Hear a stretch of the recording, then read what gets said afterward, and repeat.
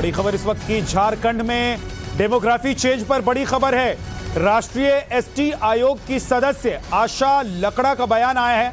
उन्होंने कहा कि झारखंड की डेमोग्राफी में 30 से 40% का बदलाव आ गया है।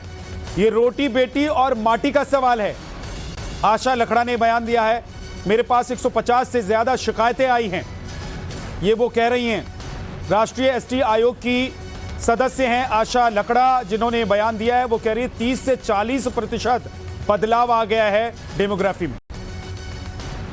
विशेष रूप से अगर झारखंड की बात करते हैं तो झारखंड का संथाल परगना में जब जाना हुआ तो कई विषय सामने आते हैं। मैं आपको यह भी बताना चाहती हूं कि अगर हमने संथाल परगना गए और वहां से हमने कुछ केस हमारे आयोग में आए हैं क्या, ये देखने का कोशिश किया, लेकिन कोई केस नहीं थे।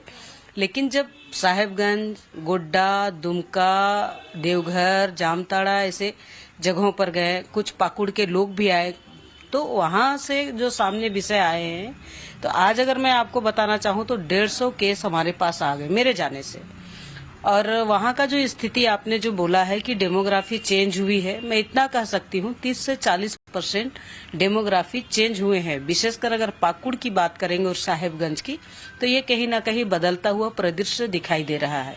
उदाहरण की अगर हम बात करते हैं तो वहाँ जो बेटियां हैं, वहाँ के जो लोग हैं, उनके जो खेत हैं, जिस तरह से रांची क्षेत्र में सीएनटी एक्ट है, उसी तरह से वहाँ टेनेंसी एक्ट है, संथाल परगना ट्राइबल एक्ट के लिए है। तो ये कहीं ना कहीं वहाँ के लोगों को एक्ट तो है लेकिन उसका फॉलो किया हुआ नहीं है, उसको कोई पालन नहीं किए।